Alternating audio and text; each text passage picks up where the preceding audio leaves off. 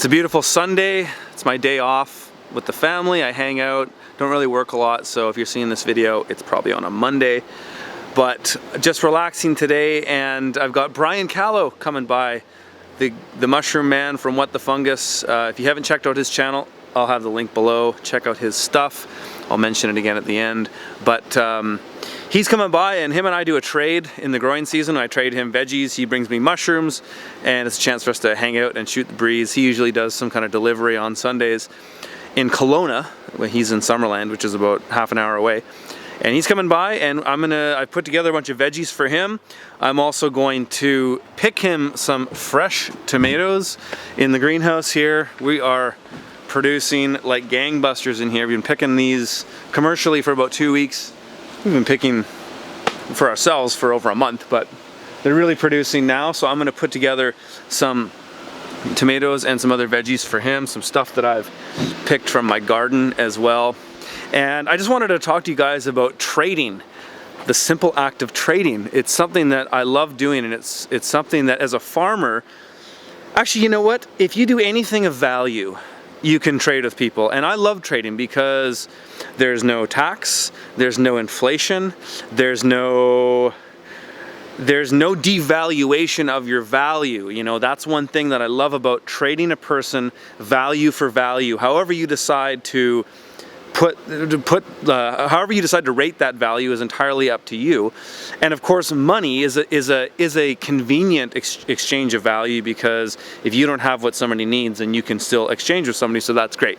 But when you don't need money, trading just value for value is fantastic, because you really maximize your, how can I say, productive or economic leverage, because there are no things that skim off the top. You know, when you deal in cash, or money I should say, not necessarily cash, particularly fiat currency, it's almost like a leaky bucket. It's like you're holding a bucket of water and there's a couple holes in the bottom, because one of the holes is tax, the other hole, one hole is income tax, one hole is sales tax, another hole is like fees and other stuff that gets tacked on.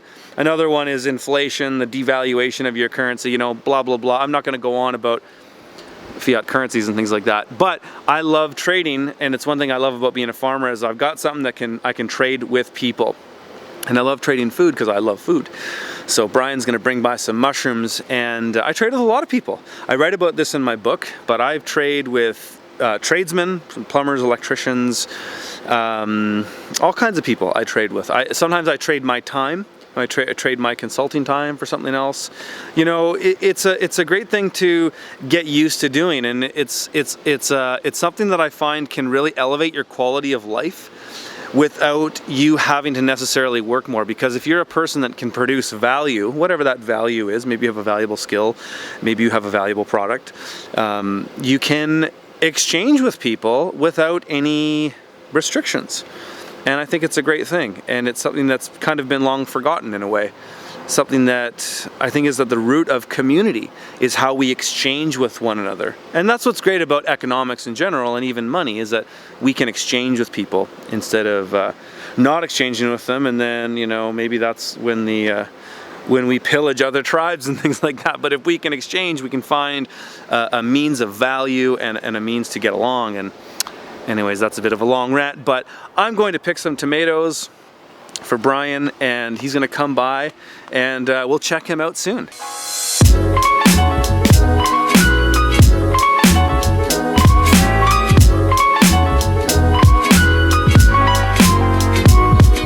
I don't know about you guys, but I get this slight skin reaction when I touch the tomato plant itself. So that's actually why you don't see me in the greenhouse a lot.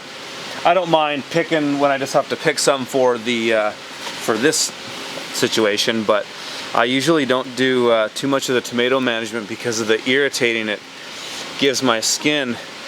Kind of happy to not do it too, anyways. We are getting some beauties here, some Sun Gold, some Sweet Million. I think that's all that's in here, actually. When I used to work in the greenhouse a lot, I would just wear long sleeves and gloves. That was my solution, than being in a t-shirt like I am right now with no gloves. It's great in here. Our aphid problem is totally worked out.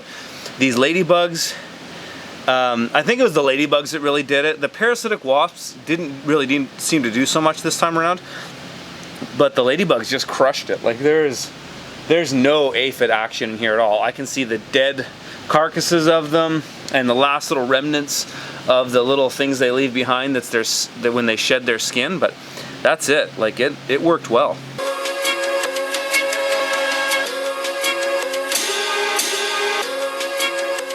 All right, we got Mr. Brian Callow. And what do we got, Brian? Today, Curtis, we have some pearl oysters. This is a local strain that's this? Yep, these pearl oysters. It's a local strain that's indigenous to Oliver. So we cloned this, and now we can grow this. We also have some blue oysters we're just finishing off the season with. This is a really cool mushroom called chestnut mushroom. Yeah, we had that last time. You had that last time. I've been working on expanding my production on this, so we have lots of different runs of chestnut mushrooms coming out right now. Nice. Yeah. So what else are you producing right now? Is this basically the sum of what is in season at the moment? This is kind of like the end. We're moving into chestnut. We have some elm oysters, pink oyster, lion's mane, and yellow oyster, I believe, is what's coming up right now. But we're just kind of getting into our warm weather tropical species as we get into peak summer in the Okanagan. Nice. So what are some ones that are kind of coming next after these guys? Yeah, the elm oyster. Okay. Elm oyster is what we're transitioning into right now. We're going to have a lot of that over the next couple of weeks, and I'm sure you'll get to see some And of that. what was you had a pink one that you did last year? Are you doing that one again? Yep, yeah, the pink oyster Pink we'll oyster. have probably in 4 weeks. Nice stuff. Yep. And I guess we're trading. So what are we getting from you today? Yeah, you're getting from me. Big bag of greens, big bag of salad mix. Basil, I just picked that for you from the garden. Big bag of spinach. I just picked this kale from the garden because I don't sell that anymore. You got some red Russian kale. That is a salad mix type one that we sell at the stores. Big bag of sunshoots and some tomatoes that I just picked for you. This is what I'm looking for. Yeah, you want those. These are sun gold? That's sun gold, yep. And then I gave you a mixed bag of radishes and turnips. Cool. Because then you can kind of cook a bit with this and that. You can cook with that. You can braise it. You can cook with spinach. All this, of course, you can eat raw. Yep. But tomatoes are delicious. yeah. Thank you. Right on. All right, Brian. Well, we'll talk to you later, brother. Yeah, thanks, man. So that's what my Sunday looks like, you guys. If you haven't checked out Brian Callow's work, he's got a YouTube channel. The link is below. Check out his stuff. He's doing fabulous stuff. Small scale mushroom farming, profitable. He's essentially kind of what I'm doing, but on a small scale mushroom farm. Check out his stuff. We'll see you guys tomorrow.